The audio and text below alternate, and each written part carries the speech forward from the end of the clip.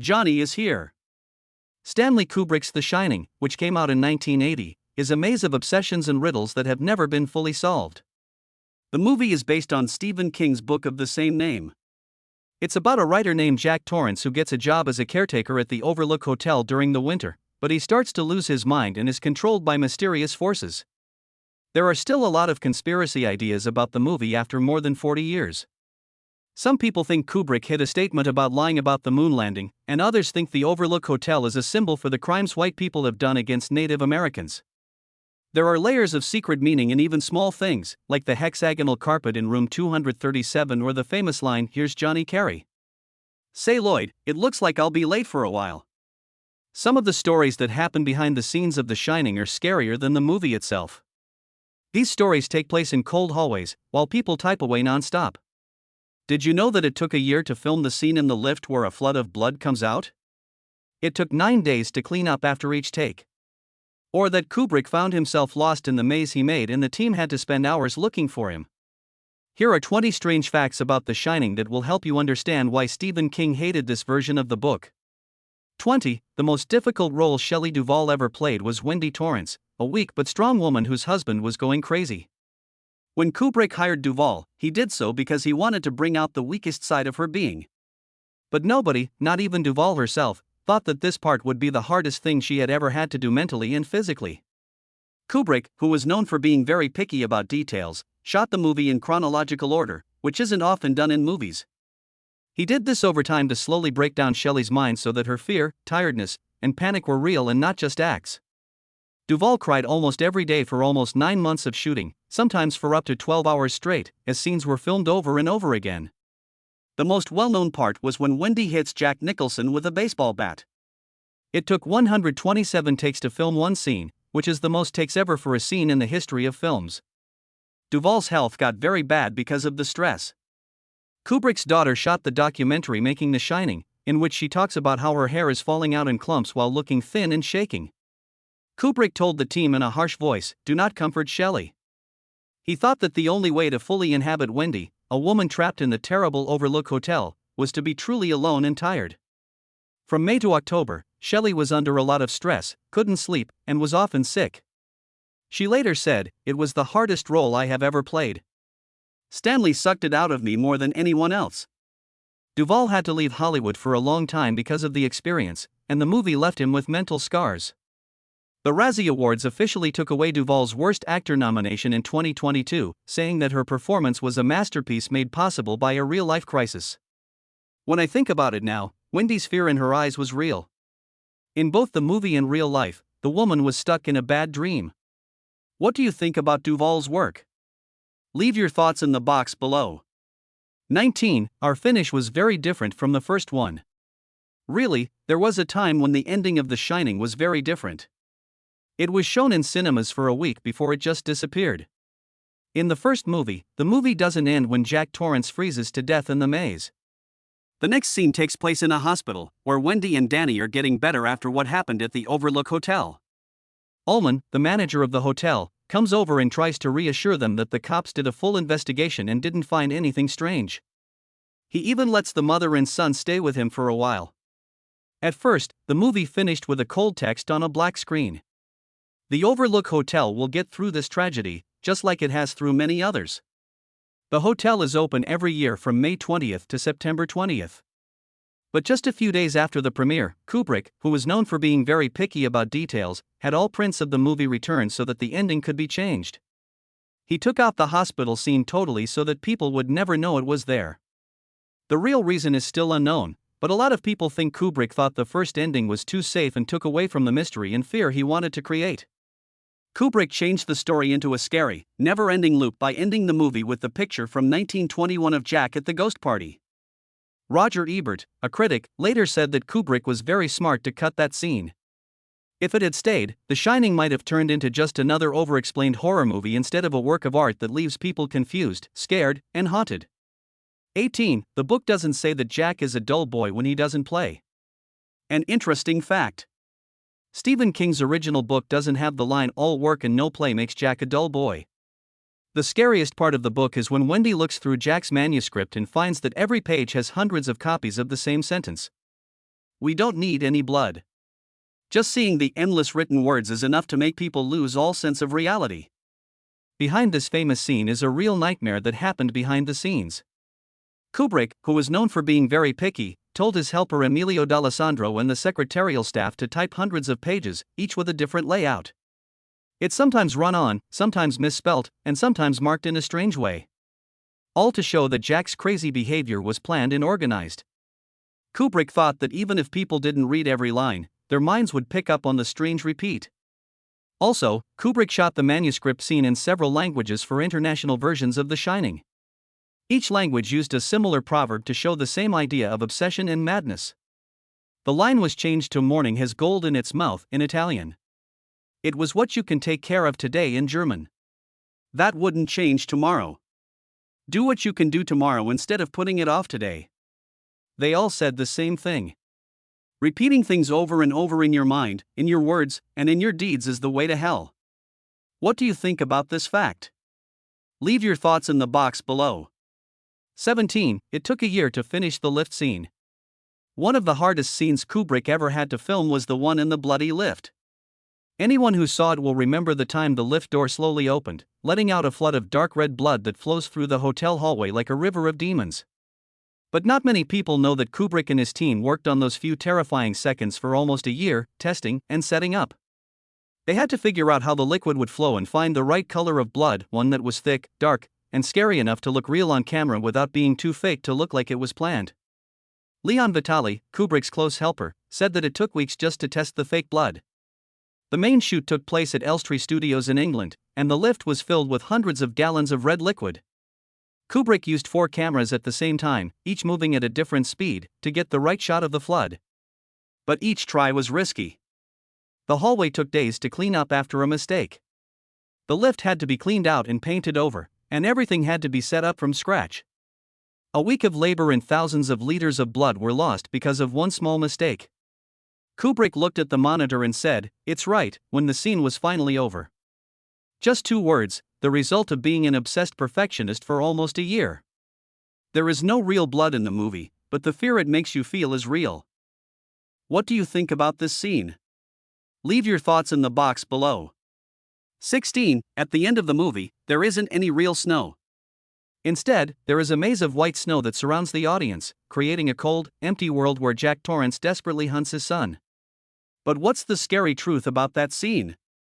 It wasn't even cold. It looked like snow outside the Overlook Hotel, but it was actually 900 tons of salt and crushed polystyrene foam spread out about 15 centimeters thick on the English set at Elstree Studios. Kubrick wanted everything to look real, so he had the studio lights reflect off of the snow like real snow does outside. He also told the team to keep adding more fake snow whenever the camera moved, which made it look like there was a strong wind blowing across the screen. The end result was so stunning to look at that the players shivered in thick clothes, and the crew often gasped from the smell of salt and foam over the course of several days of filming. 15. For the movie theater release, some parts had to be cut. After its first showing, the movie went through a huge surgical cut. When it first came out in the US in 1980, it was almost 146 minutes long and had a lot of information that helped explain the Torrance family's mental health and surroundings. But just a few weeks later, Kubrick, who is an obsessed perfectionist, made a brave choice because of how the movie was received by critics. A lot of time was cut from the movie. In the end, the brilliant director sat quietly in the editing room and cut out dozens of scenes to make The Shining scarier and more suffocating. In scenes that were cut, the doctor visiting Danny after his strange fainting spell showed Wendy's real fear. A longer chat between Jack and Ullman that shows how ambitious and cocky Jack really is. Dick Halloran trudging through the snowstorm to get back to the hotel, stopping to talk to the repair staff in the garage on several occasions. Moments that made his efforts to get help even more desperate. Another part of the movie that could have scared people in a different way was cut, Wendy running through a room full of skeletons. Kubrick meant for the movie to be as suffocating as the Overlook Hotel. No room to breathe, no safety. He thought that cutting scenes that explained things or went on for too long would catch viewers in Jack Torrance's mental maze, where every answer is lost in the madness. Even though it was only 119 minutes long, the international version was intense, tense, and memorable. What do you think about this? Write something below. Kubrick's first scary movie was The Shining, but he never read Stephen King's plot. Before The Shining, Kubrick had made films in almost every type, from war dramas to dark comedies. They were scary, but he had never been in that world before. Kubrick felt like he was behind the times as the genre took off in the 1970s, after more than a decade of work. The Exorcist, which came out in 1973 and scared people all over the world and was a huge hit, really got his attention. John Baxter, Kubrick's biographer, says that the director understood that fear could be a very powerful tool in filmmaking if it was used with intelligence and care. Warner Brothers once gave him the chance to direct both The Exorcist and its follow-up, Exorcist II: The Heretic. Yet Kubrick said no because he wanted full power over everything, from planning to production. Still, the ideas for a Kubrick horror movie were starting to take shape. He told a friend one time that he wanted to make the scariest movie ever, one that people would see in their dreams and be scared by. Beyond ambition, Kubrick started to look into ghost stories, gothic stories, and psychological frameworks that show how people are obsessed. When Stephen King's book The Shining came to him, Kubrick saw it as the right chance to make his dream come true. He said King's writing was too weak to make a good movie, so it's interesting that he never even read the whole story King had written. In its place, Kubrick worked with Diane Johnson, a writer whose book The Shadow Knows he liked. They locked themselves in an office for 11 weeks and tried every possible idea to make a scary version of The Shining was true to the spirit of the book but made in Kubrick's cold, obsessive way. This group of people worked together to make one of the smartest and scariest horror films of all time. In this movie, fear comes from more than just ghosts, it comes from the rising madness in people's minds. 13. Final role as Danny Torrance. Danny Lloyd, who played Danny Torrance, the child at the Overlook Hotel with the secret ability to shine, had a look that was both innocent and haunting. It looked like a great start for a new kid star in Hollywood, but Lloyd's only full-length movie ended up being this one. He only showed up in a TV movie called Will G. Gordon after The Shining. Liddy, 1982, before she never came back to films again. When Lloyd talked to the New York Daily News years later, he said, "We tried for years. I didn't go anywhere until I was 14 and in high school." Danny Lloyd didn't know he was in a scary movie, which is pretty cool. He was only 5 years old, so he wasn't big enough to understand what was going on around him. Kubrick told Lloyd they were making a sad family movie while carefully setting all the scary scenes so Lloyd wouldn't know what was going on. During filming, he only showed up in safe parts, the violent or bloody parts were shot separately. Lloyd didn't admit he didn't find The Shining scary until he was 16 years old and was watching it again. He said, "I had seen it all behind the scenes." Dan Lloyd picked a quiet life after he quit working in films. He stayed out of the press by becoming a biology professor at a small college in Kentucky. He kept a soft link to his past. Lloyd made a surprise cameo in Dr. Sleep, the follow-up to The Shining, in 2019 as a way to thank fans and remember his own youth.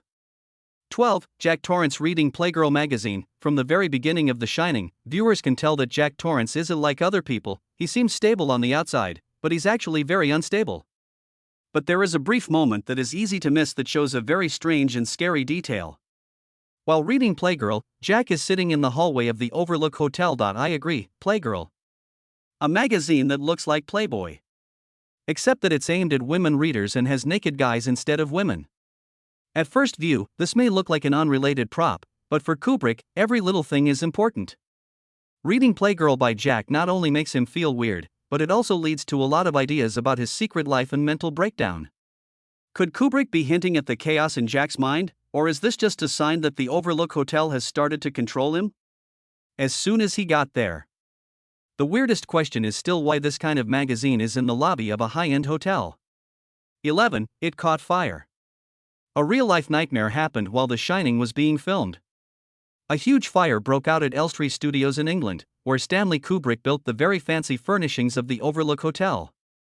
The fire began in the Colorado Lounge, which is in the middle of the hotel and is where Jack Torrance slowly loses his mind. The fire quickly spread and destroyed thousands of square meters of the studio.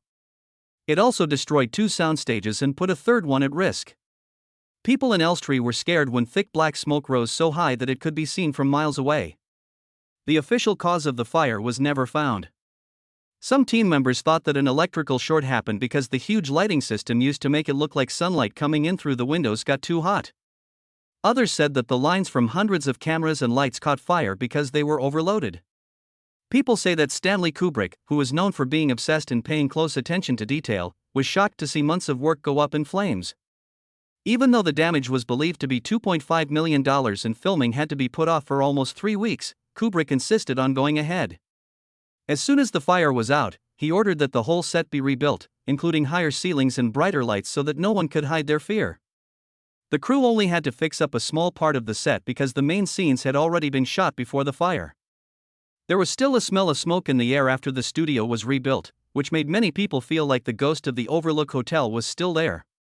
The name of the movie came from a John Lennon song. To get the idea for the title The Shining, someone heard a song by John Lennon called Instant Karma. Lennon sings "We all shine on" over and over in the song. King thought of people with special skills shining with mental abilities when he heard that phrase. King once said that the first time he heard Lennon sing, he thought of a heavenly light that brought people together. It was that the haunted world of The Shining got its start. King originally wanted to call the book The Shine, but when he learnt that the word shine had been used as a racial slur, he changed it to The Shining, which kept Lennon's spirit while adding a strange supernatural tone. 9. Stephen King really didn't like the movie, even though he said he had admired Kubrick for a long time and had high hopes for The Shining. He wasn't proud when the movie came out, though. He was very disappointed. According to an interview with Playboy King in 1983, the movie had some scary and haunting parts, but the rest was just plain boring. The Shining by Kubrick was no longer the sad story of a man fighting the monster inside him for him. It turned into a cold, indifferent picture of madness. King was most angry about the pick of Jack Nicholson as Jack Torrance. King said that Nicholson is a great actress, but he was never meant to play this part. He said that people who had just seen Nicholson in One Flew Over the Cuckoo's Nest would know right away that the actor was crazy from the first shot. But King Jack Torrance had to be a normal man, a husband and a father, and the darkness of the Overlook Hotel was slowly taking over his life. No longer would Jack's downhill spiral be scary if he was already crazy. Not only did King criticize the acting, but he also thought Kubrick changed the spirit of the original story. The scary parts of the book come from a mix of magical and human factors. Jack's flaws, habits, and hurt pride. Kubrick, who doesn't believe in ghosts or other supernatural things, used the Overlook as a hazy sign of madness. King was so upset with Kubrick that he never forgave him. King stuck to his opinion for decades, even though the movie was later praised as a masterpiece of cinema. He personally turned The Shining into a TV movie in 1997 that stayed true to the book. He thought Kubrick had lost the story's soul in the cold snow of the Overlook and that this was the only way to bring it back. 8. Stanley Kubrick changed filmmaking technology like the Steadicam. In 1980, when most directors were still having trouble with big, heavy dolly cameras, Kubrick chose to use the Steadicam in his movie. Garrett Brown came up with the idea in 1975. It's a mechanical arm that lets the camera move smoothly through space without shaking, making the motion look like a dream. Kubrick was so focused on getting things just right that he not only used the Steadicam, but he also pushed its technical limits beyond what had been seen before in movies. Kubrick personally asked Garrett Brown to come to Elstree Studios in England. There, he and the director used the Steadicam in a way that made it stand out. Kubrick told the camera to float just a few inches above the ground and move freely behind Danny as he rode his tricycle through the halls of the overlooks. Brown had to come up with a low mode, which was a brand new idea at the time. Letting the camera move backwards so that it is at eye level with the child. Kubrick even put a clock on the dolly rig to keep the speed steady. This way, every time the scene was filmed, it would match the exact pace to the second. Room 237 became a famous scary movie. But in Stephen King's first book, The Haunted Room wasn't number 237, it was number 217. It was the place where scary illusions and supernatural secrets happened. But the number changed when Stanley Kubrick turned The Shining into a movie. It was because of his Seas skit Eep. The Timberline Lodge that was used to film the outside of the Overlook Hotel begged Kubrick to change the room number because they were afraid that no one would dare go into the real room 217 after the movie came out. Kubrick agreed and picked the number 238, which wasn't in the hotel. Still, the small change led to a lot of crazy ideas that 237 meant the distance between Earth and the Moon. Or that Kubrick was sending a message that he lied about landing on the moon. No matter what the truth is, as soon as the door to room 237 opens, the line between reality and fantasy becomes fuzzy. Jack was also thought of by other players. With his razor-sharp eyes, horrifyingly crooked smile, and uncertain energy, Jack Nicholson is the only person who could have played the crazy Jack Torrance in The Shining. Nicholson made a man who was going crazy into a horror figure that will never go away. But not many people know that before Kubrick chose Nicholson, he thought about a number of other actors. It makes you wonder how differently the past of films might have turned out. A lot of stars were talked about for the part of Jack Torrance, including Robert De Niro, Robin Williams, Harrison Ford, and even Chris Christopherson. Kubrick allegedly looked at all of them but decided not to use any of them. He didn't think De Niro was scary enough. Williams is too crazy and can't be controlled, and Ford is too good and honest to become a father who falls into a nightmare.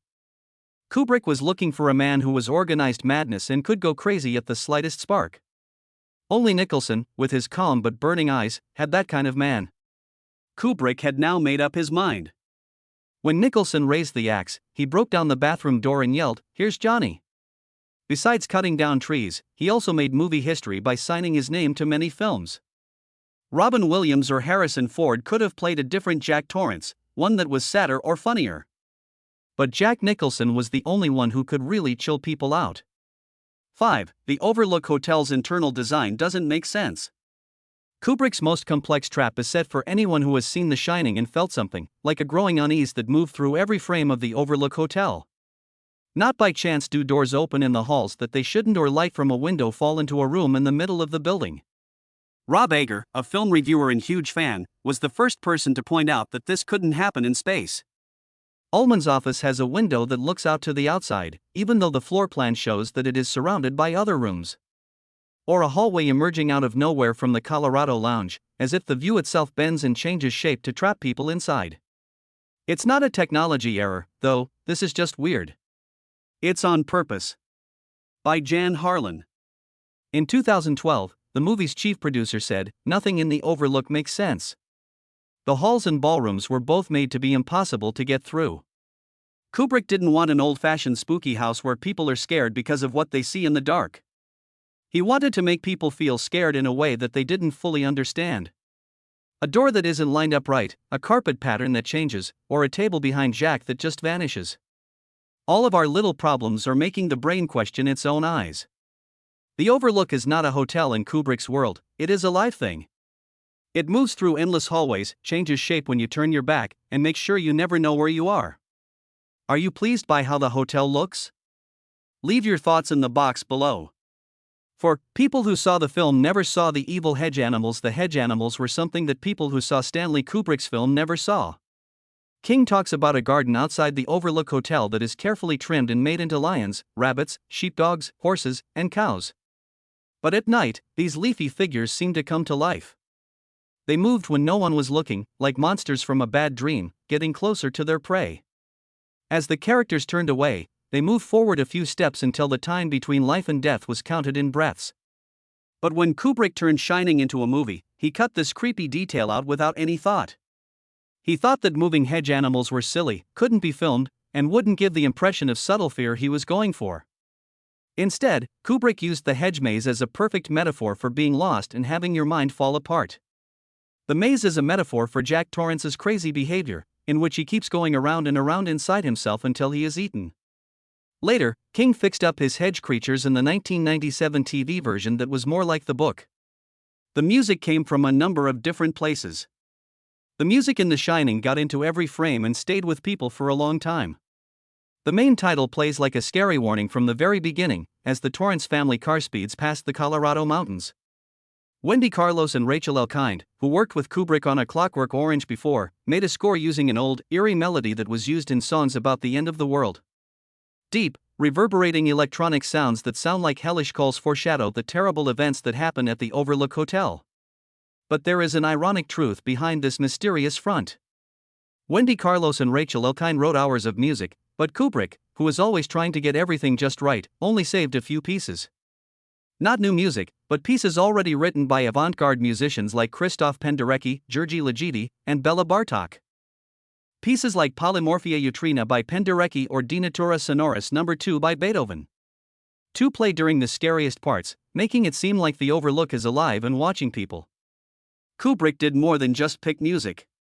He used sound to create fear, with each note cutting into the minds of the listeners like a blade. The end result is a crazy symphony of computer and classical music, man-made and supernatural sounds. This risky mix took The Shining above and beyond most horror films. Every sound has meaning.